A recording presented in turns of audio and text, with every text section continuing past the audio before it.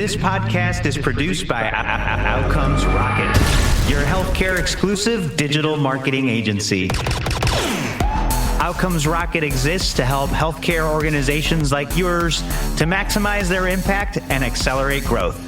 Visit outcomesrocket.com or text us at 312-224-9945.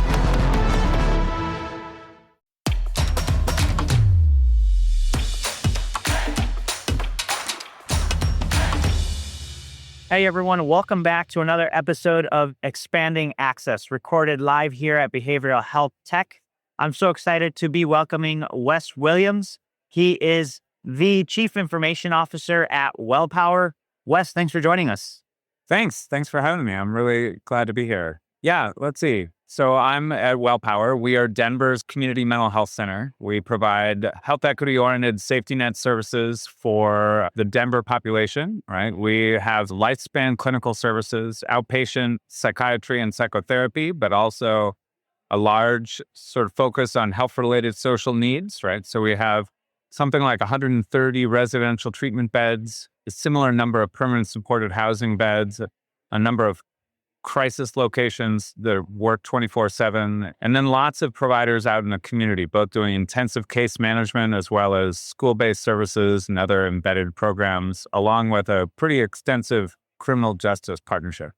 I love it. You guys are very ingrained in the community, serving in a lot of... For you, what sticks out as the best way to expand access to care in the community? Sure. I think meeting community needs is the most important, and listening to what those are and taking a really individualized approach to health equity, right? Like, where are there gaps? How might a provider like WellPower fill those? And so a lot of that is actually out of the purview of someone like me as a CIO, thinking about where we want to put a new location, maybe in the community, or what a new program might bridge gaps in access to care. But I do think technology can enable a lot of that, right? Helping us think about providing the right service at the right time. I love that.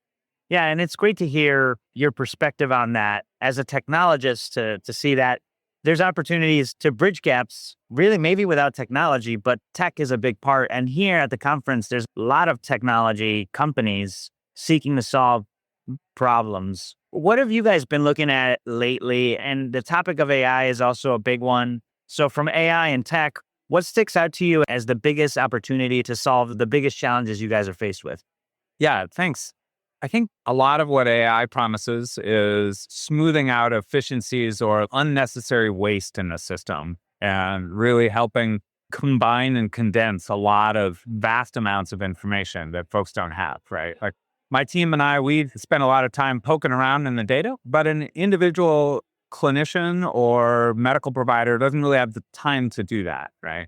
And I think one of the things I'm most interested in right now is an extension of the digital scribe that we've seen a lot of traction with, where it's retrospectively looking at someone's entire chart and what's the right summary of care at the right time, right? And how does that look different, for example, a psychiatrist versus a crisis worker versus a pharmacist versus a case manager focused on health-related social needs. I love that. Yeah, and taking a look at that, using technology to really help you scale observation, find trends. That's right. Yeah, deliver on that.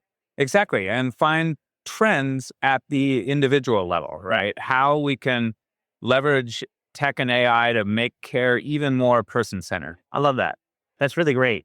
As you think about what's next, as you leave this conference, really, what call to action would you leave to our listeners and viewers, Wes, and ways they could connect with you, partner with you, or take access to care to the next level? Yeah, wow, tough question to end on there. But I think we are always looking for novel solutions, but we're not looking for solutions like a hammer going around looking for nails to whack down, right? I'm a huge believer in human-centered design, of deeply understanding problems, and then providing a level of sort of matchmaking. And at some level, that's what I'm doing here at this conference, right? Is to understand the sort of array of different hammers and screwdrivers and drills and other tools available, so that later I can match them to the problems that I'm finding and that we're trying to address at WellPower, right? So for folks listening in who maybe are thinking, I'd love to partner with Wes and WellPower, I think it's a matter of letting me and us know what you're doing and what problems you think you're really good at solving. And we'll go from there. I love it. I think that's a great way to summarize, Wes. And if people want to learn more about your organization or reach out, where's the best place they could do that? Yeah, we're at wellpower.org. So just find us there and I'd be happy to chat. Outstanding. There you have it, ladies and gentlemen. Wes Williams, Chief Information Officer at WellPower, here from the Behavioral Health Tech Conference on the Expanding Access podcast. Check out the show notes for the summary of today's discussion, as well as the website where you could learn more about WellPower and Wes. Thank you all for tuning in. And Wes, thanks for being with us. Thank you very much.